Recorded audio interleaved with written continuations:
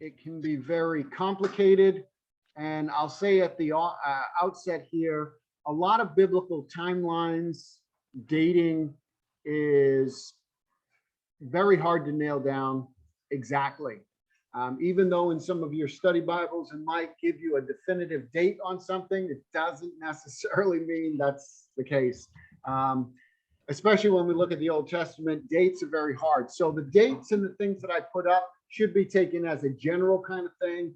And you may or may not come across others who give a different timeline of events, slightly different dating, things of that nature. For the most part, the dates I've got are the ones that are typically given by most conservative scholars.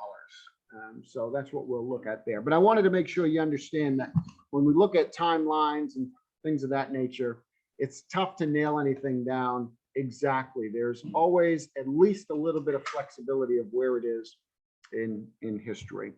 So as we kind of set the stage for looking at the book of Esther, this will not be in depth, but let's think a little bit here about the history. So 516 to 515 BC, we have the new temple completed.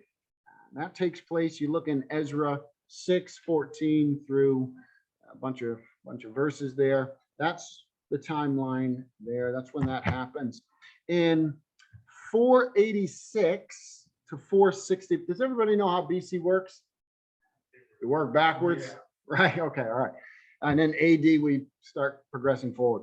So 486 to 465 BC, you've got King Ahasuerus. Some of your translations will have Ahasuerus. Some of them will have Xerxes. Xerxes the first. That's when he reigns. It's the same guy, different name.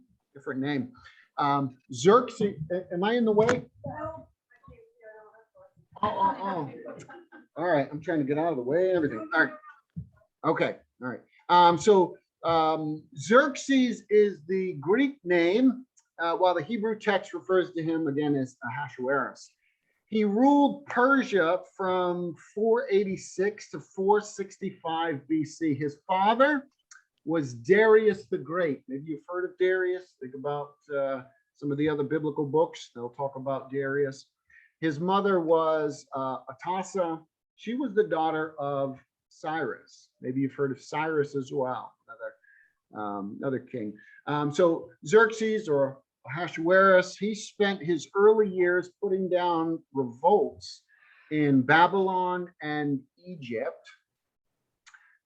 He continues his father's ambitious work of trying to conquer the Greeks. If you know anything about history, you would have heard of, Thermopylae and some of these other places. He takes a massive army across the Hellespont into northern Greece, and he succeeded in burning Athens. So this guy we're going to see was the guy in history who went and burned Athens down. But the destruction of his navy at the Battle of Salamis left his army without any adequate supplies. So, and he had a death of a general in 497 at the Battle of Plataea, which ended any chance of his victory there. So Xerxes' reign ends by assassination. He's assassinated in 465 BC. We have 480 to 479 BC, somewhere in that time frame. You see, it's a range. Esther becomes queen. That's found in Esther 2, 15 through 18. The events of the book of Esther take place over approximately 4 to 5 years. So the book spans about 4 or 5 years in history. 474 BC, Ahasuerus issues the decree on behalf of the Jews. That's found in Esther 8, 7 through 14. In 473, Purim is established. Esther 9, 20 through 32 talks about that. In 458 BC, Ezra returns from exile, Ezra 7, 1 through 7. And then in 445 to 444 BC, Nehemiah rebuilds the walls, and you see that in Nehemiah 2:11. So the book of Esther, the things that are going on there, are surrounded by Ezra and Nehemiah and the things that are going on in other biblical books. And there's more. You could do a really deep study of the chronology and the history surrounding all of these books.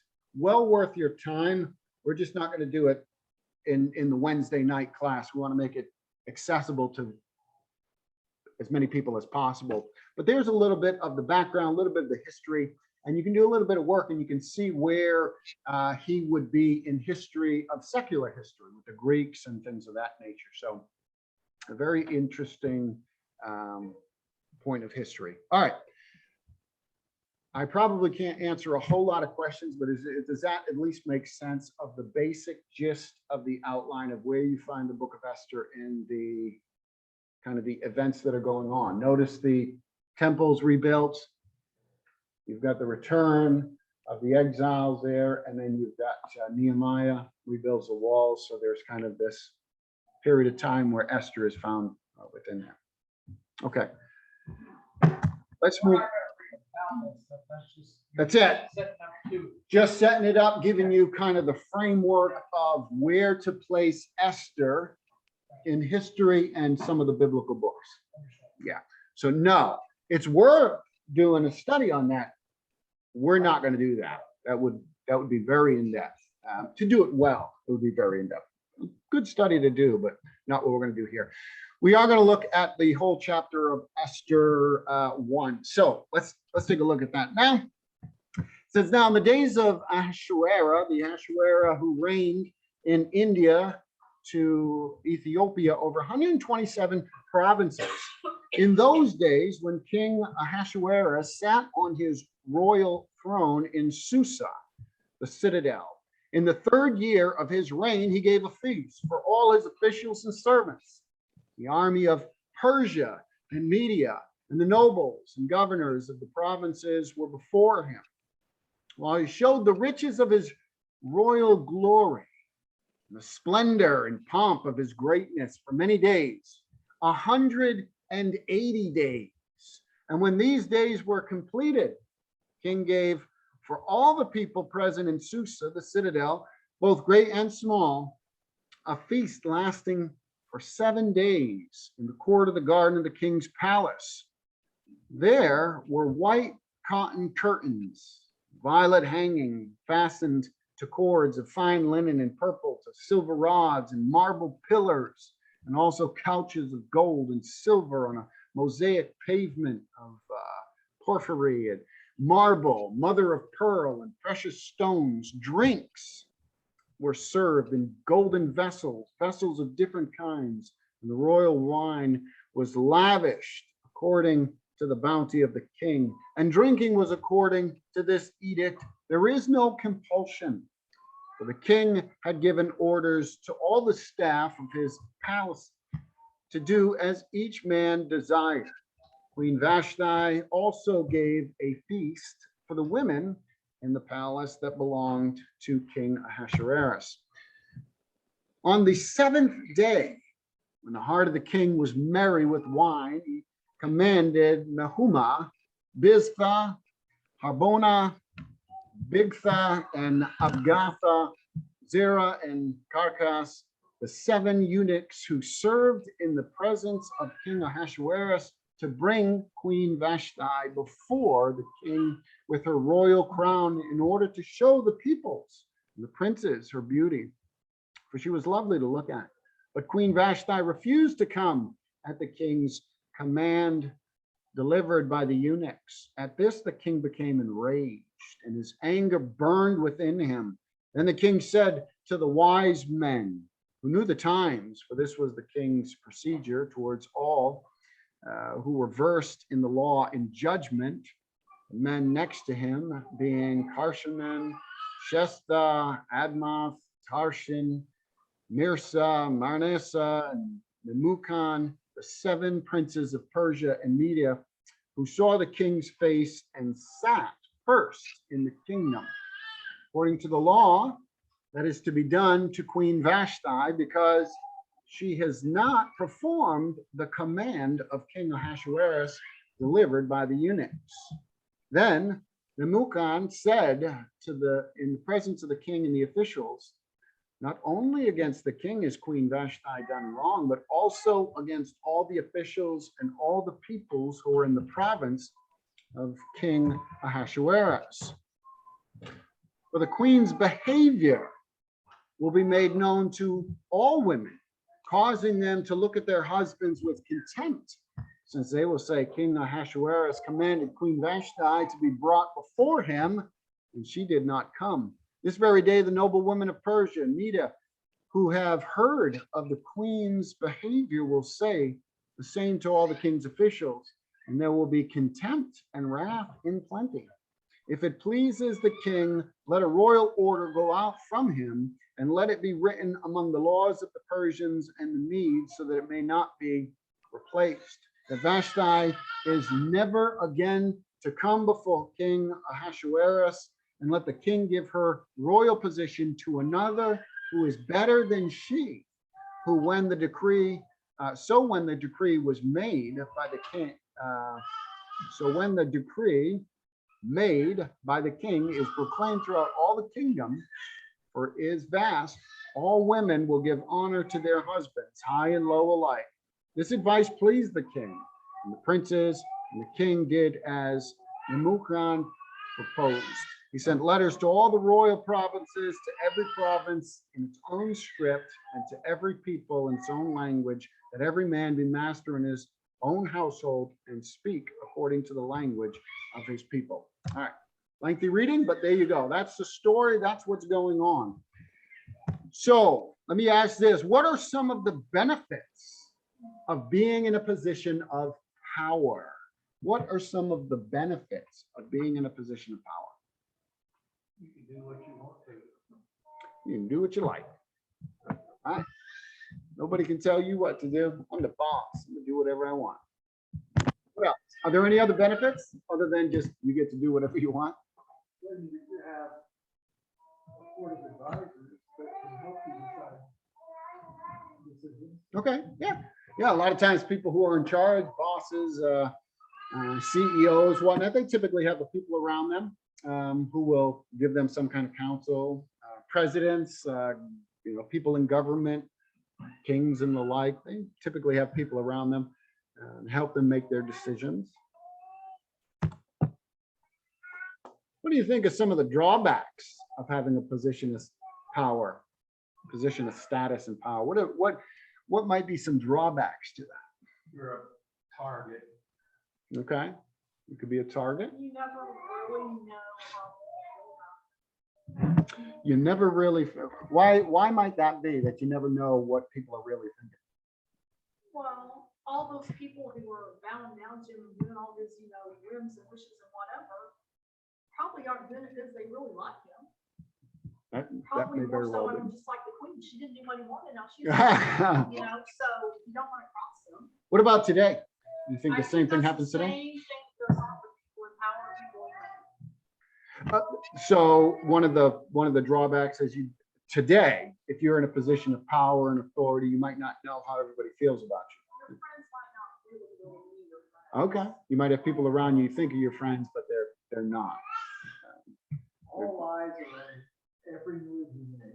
Okay, yeah. If you're Decision, I think that's why he seeks counsel, but the king is watched. king is watched, yeah. So same today. People in positions of power and authority, they're watched. And we see that especially with in our government with the presidents. Over the past few years, just think about the different presidents who have been in, whether you like them or not, whether they've made fools out of themselves or not, but look at what the eyes are always on them, and the enemies of them, right? The people that don't like, whatever they don't like about them are always bringing up these kinds of things. Yeah, eyes are always there. So it was the same back then. Absolutely. It's how you use power too. I mean, not all power is bad. Like, Sure. Of all the presidents, I always center on Abraham Lincoln, I have to go back quite a ways. We actually talked about Abraham Lincoln today a little bit too. A man of character, Sure. such as Sure. that, the use of power, it's say nation, you know. Sure, yeah, if you are upstanding and, you know, moral and those kinds of things, and you have those positions of power, yeah, those, you can do good there. There can be drawbacks, but you can do good as well. So in Esther chapter 1 here, that whole section that we kind of looked at, just thinking about the first 3 verses anyways, what's really the background to the story? What's going on here? What's the background to what ends up happening? The Persian Empire's taken over, hasn't it? The Yeah. Persian Empire. Yeah. Well, that's all true. What about 1 through 3 in the text there in Esther? What's going on? Well, there's a big feast. I mean, it's like a big celebration. Yeah. And it's kind of a big, I mean, it doesn't sound like he's throwing a celebration for all these people. He's throwing a celebration so they can all see how wonderful he is and what he has. Well, that's very true. This is a massive celebration. I don't know about you. I don't think I've ever been to a party that lasted 180 days. And it actually lasted longer than that, but that's like a massive, that's like, listen, we're going to take a half a year off. Everybody's just going to come to my place, kick back, relax. But in the mid, I want to show you some stuff, right? So, you know, you could imagine maybe someone like Bill Gates or something like, listen, guys, take it. I'm going to pay for your next year. I want you to come to my place, but I want to show you some stuff, some wonderful things. So you're right. There's this big celebration, and he's doing it in order to show off everything that he's got, right? That the language that's in there, very interesting. His glory, his pomp, all those kinds of things, right? He's throwing a party all about himself. Look at me, how wonderful I am. I want you guys to come and celebrate me. Do we ever do things like that? Well, sure. Maybe not on that scale, right? I mean, I don't have that kind of wealth to be like, hey, but we certainly could do those kinds of things, right? How might we try to promote ourselves or show everybody how wonderful we are? How might we do that today?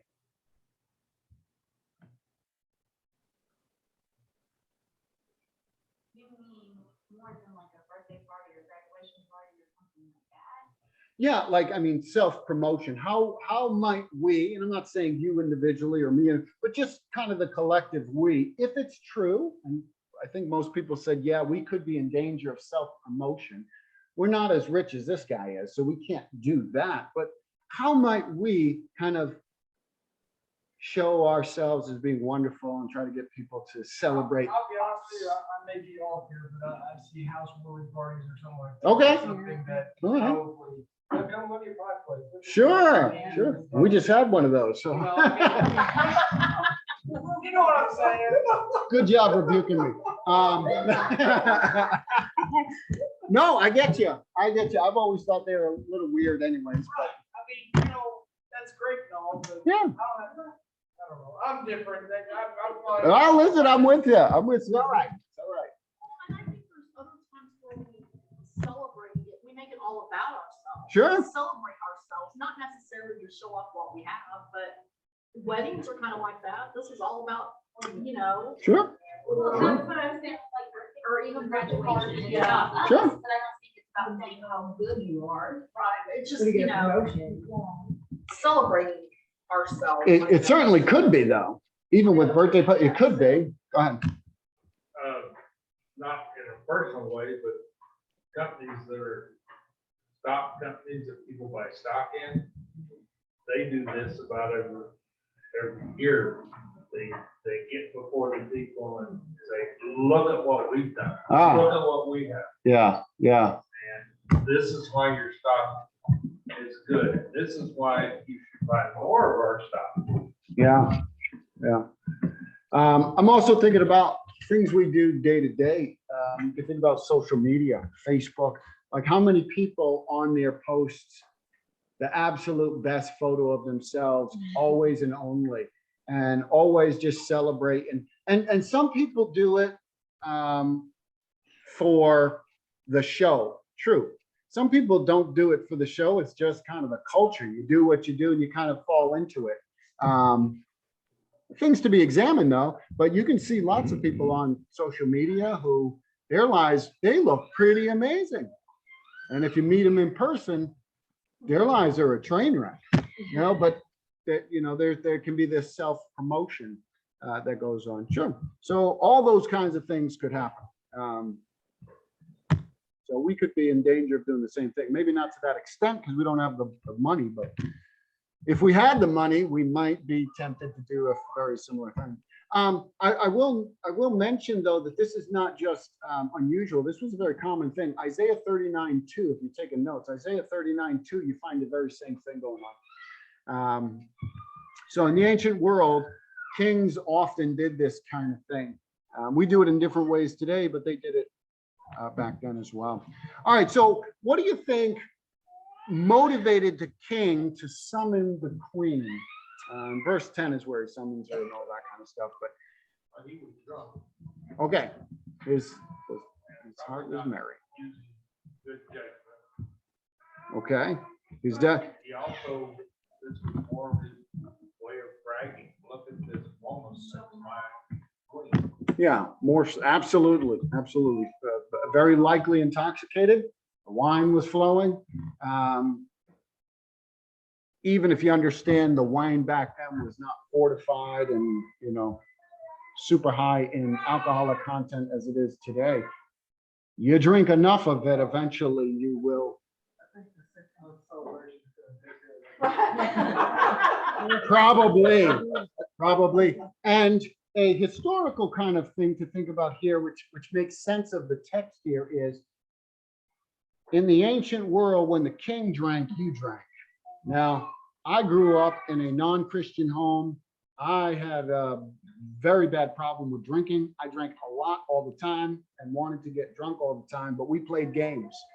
And the games was, maybe when somebody drinks, you drink. Everybody drinks. Well, that's how it was in the ancient world. When the king drank, you drank. But here, did you notice what it said? That everybody was not going to be compelled to do that. It was an open bar, you could say, but nobody was forced to follow the king. So they could choose not to. But the reason it's in the text is because traditionally you did what the king did. When the king was drinking, you were drinking. Like it or not, you were involved with it. But here it's open. But his heart is merry. He's intoxicated, very likely, at least a little tipsy, we might say. Something's going on there. And of course, he's showing off all his possessions, and his wife is another possession. She had a very high status and all of that, but she's really another possession.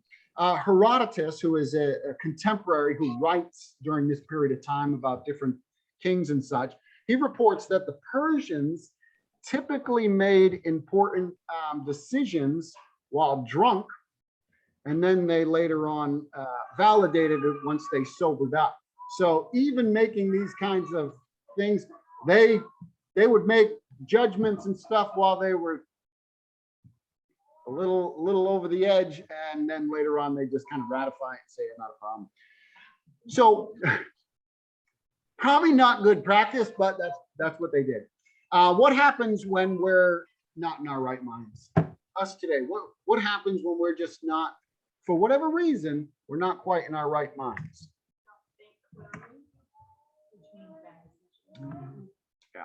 Yeah, we don't think clearly.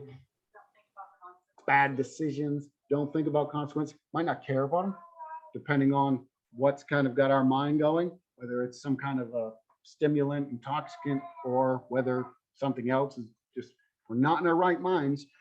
We can definitely make stupid and dangerous decisions.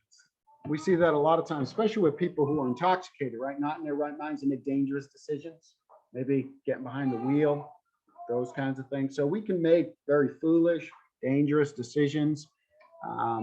Again, it doesn't necessarily mean we have to be intoxicated. We can just not be in our right mind, not thinking clearly, and make foolish decisions.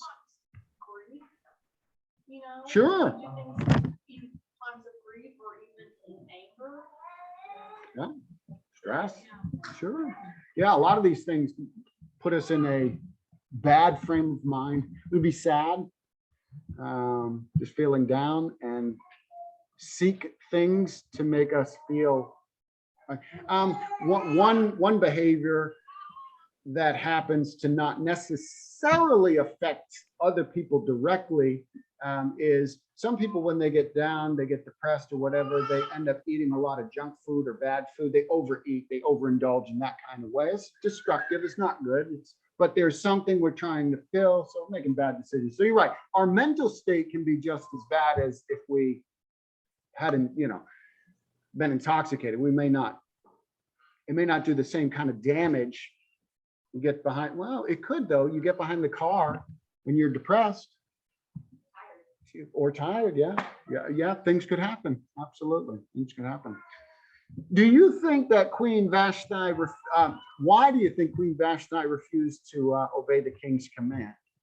That's interesting, because you don't know. But you have to wonder what was their marriage like as a whole.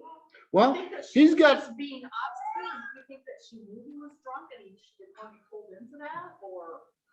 Well, some of this is going to be speculation. I will tell you some history behind it, so we'll clear up a little bit of what's going on there. But it's a good thought to be thinking about. Why might she not? I mean, we could think about why we might not do it today. Not necessarily the same reasons, but she might certainly not have been wanted to be treated like another trinket. She might not have wanted to be kind of just paraded that way. They're all drunk, and I mean, he wants to be thrown into a bunch of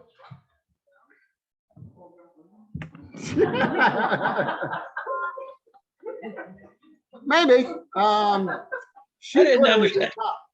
What's I that? didn't catch all that. It's probably best that you didn't. It's probably best you didn't. All right. Let me give you some history. They may be thinking the same thing I was thinking. I've heard he wanted her to wear her crown, and some people say that's all he wanted her to wear. That's actually something that I looked into, and that is highly unlikely that that's the case. It's highly unlikely that she was going to be paraded around naked, or that it was going to be some kind of something sexual or something along the line. Highly unlikely that that's what it was. What I did discover is that the Persian women of this period, they would do things like they would go around, the high women, especially queens and the like, they would go around in closed carriages. So if they were being drawn around somewhere, they would be in a closed carriage so that the general public couldn't see them. More like they didn't want to be attention. Well, it would be humiliating. Your status would be brought lower. This is the queen. The queen is not to be looked upon by the general audience. So for her to be brought forward like this would be beneath her station. It'd be demeaning to her royal dignity. It would be humiliating. For her to be fully clothed, not to do anything like we would think immoral or sexual or something. No, just to be brought out and publicly displayed before people would bring her status down. I'm the queen. That's humiliating. It's demeaning. It's lowering. You got to remember, kings and queens back then thought themselves as better than everybody else. Nobody today I know feels that way, but they did back then. So to be looked upon like this would be humiliating. She would very likely that almost any queen would refuse to do this kind of thing, to be paraded like that, because of the status that's happening there, that the humiliation and the royal dignity is being taken away from her. Well, I wanted to ask, and this is kind of off the subject, but like royalty, like in England, you've got the queen that's been on the throne since I was 5 years old, and is greatly respected. Then you have the prince, and the queen has all the power. Did this queen have power? No, this was problematic that she did this, but there's two problems going on. The drunk dude is doing something, calling her out that this would be shockingly humiliating for her. And she's disobeying the king's command. This is a problem across the board. Both of them are doing things that are not good. It's very bad. This is a lose-lose situation for everything. So it's not like she has more power. She's going to be put away. She's going to lose her status, but she will hold on to, in some ways, her dignity of not being paraded before the general public. But no, I mean, she's got certain status, but not with the king. But she wasn't a princess. I mean, like now, if you made a king of a country, the princess would be the wife, and she would be put on a pedestal. Yeah, well, she's on a pedestal, but just not above the king. In the ancient world, the queens were never, if the king was the one who was at the top. Yeah. She's just a special woman because he has a harem. She's just the special one out of the harem. There's other ladies in his life. That's how you had your, many children and all that kind of stuff. Yeah. All right, so we're running out of time. Let's see if I can get through a couple more of these. How did the king react to the queen's disobedience? What was his emotional state in verse 12?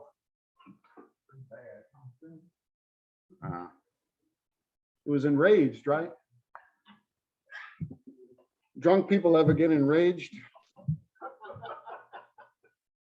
Yeah, so he's enraged. And the advice that the king is given, what's the advice? Yeah, make an example of her though, right? Not just get rid of her, because what's the problem? Everyone Right. in the place was Yeah, every woman, every right? woman was The rebelling. issue that these others are coming up with is like, if the king's wife does this, then my wife's gonna do it too, right? They're all worried about that. Isn't that true? So you need to take care of this because the other women are going to do the same thing. So how did Vashti's actions affect all the other women in the kingdom? Right or wrong, whether you think what she did was right or wrong, does it affect the other women? But, I mean, so now he's gonna make a law that they're all under the rule of their husbands or their kinfolk or whatever, but kind of wasn't that already the way it was? Yes, but now it's going to be enforced with these laws. It's going to be on the books even harder. She did. She directly divided a command. Come out, and she said, "I will not. I will not." But notice that her actions are not just affecting her. They do have ramifications for other people. Whether she thought about it or not, she probably didn't. Whether she's in the right or wrong, regardless of what you think about what she did and why she did it, that doesn't matter. The big picture is there was an effect. That effect affected other people. So the question is, have your actions ever had greater consequences than you originally thought? Sure, right? Yeah.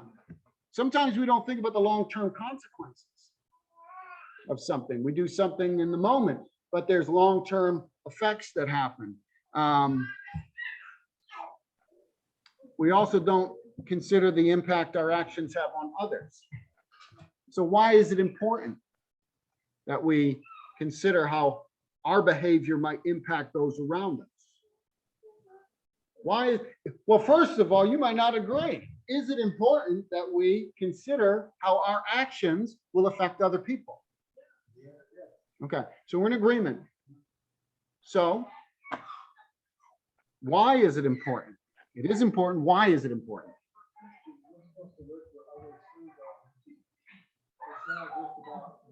Sure. Yeah. Right. It's not about me. Right. It's bigger than me. We don't live in a vacuum. We don't sin in a vacuum. I don't care if you try to sin in your closet, it's going to affect other people around you. It's going to affect you, certainly. It's going to affect the way you interact with other people. Sin is bigger than just what I do or don't do. That's part of the reason why it's so bad, because our sins affect other people. Our sins affect our families. Is that true? And then our sins affect our communities, and then our sins affect the world. It goes out from there. We don't sin in a vacuum. So we should be considering our choices. Look how Adam and Eve sin affected. Absolutely. Absolutely. Absolutely. And, you know, think about your immediate impact. You know, if you have children or grandchildren, how do your behaviors, how do your choices impact them? For the good or the bad, how are they going to impact? You know, are children more likely to do as you say and not as you do? Are they more likely to follow your example or your words? What's that? Yeah, your example is typically what you do. They're going to kind of follow. Now, there's exceptions to the rule. Very true. But do what I say, not what I do, doesn't really hold a lot of weight, right? Even if they don't follow your footsteps, they just learn how to be when they grow up. I can do whatever I want. My parents did whatever they wanted. They just told us these moral truths, right? You know, don't lie, tell the truth, but they're lying on their taxes all the time. Or they're, right? Don't talk bad about people behind their back, and yet I hear mom and dad talking all the time, right? Yeah, absolutely. All those kinds of things. All right. So here's a homework question. Take it home this week. Think about it. What can you do this week to set a good example for someone else, for others around you? What can you purpose to do this week as a good example that others might see your example and follow? And that's not a bad thing, because Paul says, follow me as I follow Christ, right? So we should be looking for God.